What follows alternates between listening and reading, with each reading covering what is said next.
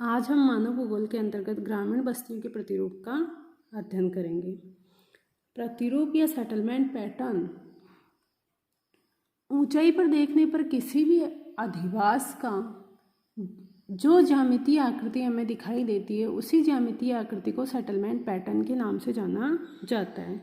तो settlement pattern का अध्ययन करने के लिए हमें बड़ी मापनी पर बने हुए मानचित्रों की जैसे कि टोपोग्राफिक शीट की आवश्यकता होती है। इन टॉपोग्राफिक शीट का प्रकाशन सर्वे ऑफ इंडिया देहरादून के द्वारा किया जाता है। यानी भारत की जो टॉपोग्राफिक शीट है वो सर्वे ऑफ इंडिया के द्वारा प्रकाशित की जाती है। इन टॉपोग्राफिक शीटों में हम सेटलमेंट पैटर्न देख सकते हैं और उस बस्ती के प्रतिरूप का अध्ययन कर सकते हैं। बस्ती के प्रतिरूप का संबंध सिर्फ सघन व अर्ध सघन बस्तियों से है, क्योंकि परिक्षिप्त या प्रकीर्ण बस्तियों का स्वयं निजी आकार या बनावट होती है। यानी अगर हमें सेटलमेंट पैटर्न का अध्ययन करना है तो बस्तियां मुख्यतः किस प्रकार की होनी चाहिए, सघन या अर्ध सघन होनी चाहिए, क्योंकि सघन और अर्ध सघन बस्तियों में ही मकानों की संख्या अपेक्षाकृत अधिक होती है, जिसके कारण एक निश्चित प्रतिरूप का निर्माण होता है। जबकि परिक्षिप्त या प्रकीर्ण बस्तियां ऐसी बस्तियां होती है जहां पर मकानों के बीच में दूरी बहुत ही ज़्यादा होती है, इसलिए वह अपना निजी आकार व बनावट रखते हैं।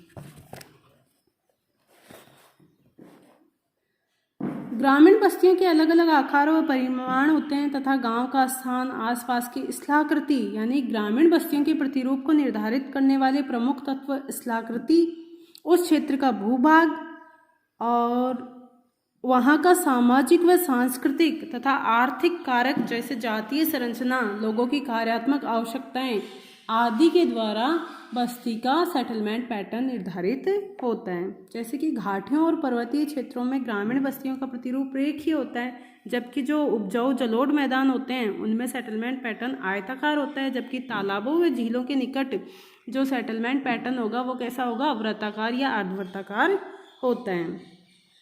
सामान्य तौर पर ग्रामीण बस्तियों के प्रतिरूप को निम्नलिखित भागों में बांटा गया है, जैसे कि आयताकार rectangular pattern, linear pattern, circular या semi circular pattern, star like pattern, triangular pattern, nebular pattern और ट्रेस्ड पैटर्न। तो हम एक एक करके सबका अध्ययन करेंगे। सबसे पहले रेक्टेंगुलर या आयताकार प्रतिरूप। तो भारत में ज़्यादातर ग्रामीण क्षेत्र के लोग आयताकार प्रतिरूप वाली बस्तियों में रहते हैं, क्योंकि भारत की अधिकांश जनसंख्या मुख्यतः नदियों के उर्वर जलोढ़ मैदानों में निवास करती है, तो वहाँ पर जनसंख्या की सघनता भी अपेक्षाकृत अधिक होती है।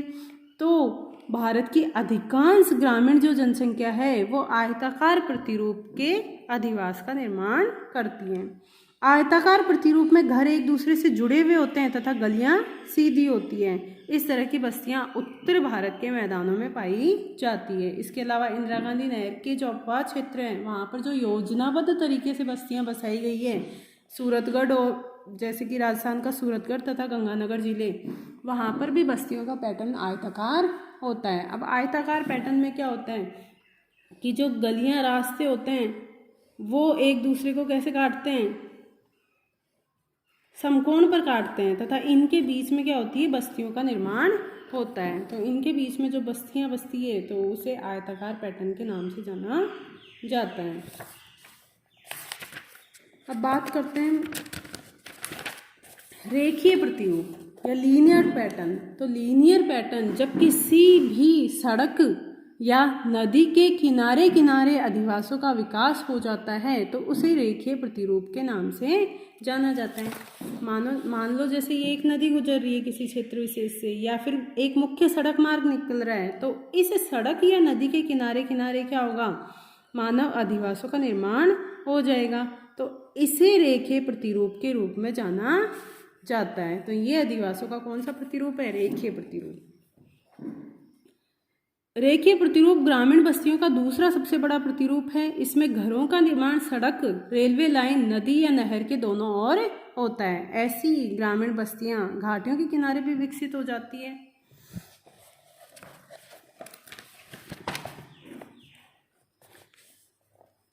अब तीसरा अगर पैटर्न की बात करते हैं तो वो वृत्तीय या अर्धवृत्तीय पैटर्न, यानी सर्कुलर व सेमी सर्कुलर पैटर्न। तो इसमें क्या होता है, जब किसी भी तालाब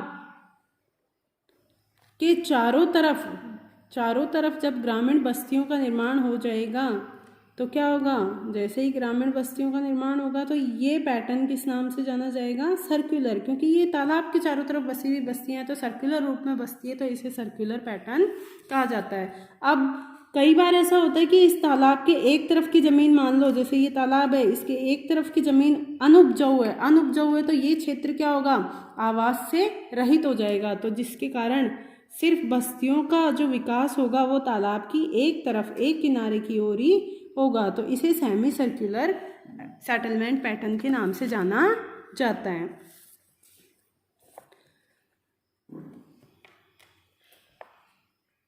मछुआरों तथा नमक उत्पादों की बस्ती का विकास समुद्र तट के नज़दीक या झीलों के चारों ओर होता है, क्योंकि लोग क्या करते हैं, जल निकायों के समीप रहना चाहते हैं, इसलिए घरों का निर्माण किसी भी तालाब या नदी झील के तट के किनारे करते हैं। ऐसी बस्तियों को ही वृत्तीय तथा अर्धवृत्तीय बस्ती कहा जाता है। यह क्रेटर झील के नज़दीक भी स्थापित हो सकती है तथा ऑक्सबो लेक क्या होती है, जब कोई नदी अपने विसर्ग को छोड़कर सीधी निकल जाती है, जब यहाँ से सीधी निकल जाएगी तो ये जो झील बन जाती है इसको कहा जाता है ऑक्सबो लेक। जब ऑक्सबो लेक के चारों तरफ किनारों पर सेटलमेंट का निर्माण हो जाता है तो इसे अर्धवर्तीय सेटलमेंट पैटर्न के नाम से जाना जाता है। अब है स्टार लाइक पैटर्न या फिर तारीय प्रतिरूप।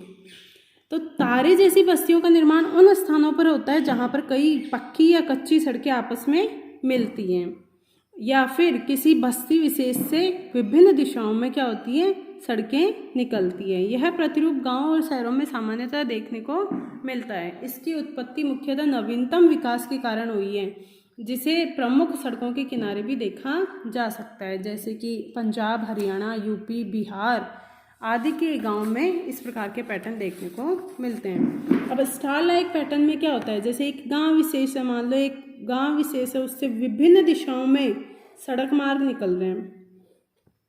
विभिन्न दिशाओं में जब सड़क मार्ग निकलेंगे तो क्या होगा, इन सड़क मार्ग के किनारे किनारे क्या होंगे, सेटलमेंट का निर्माण हो जाएगा।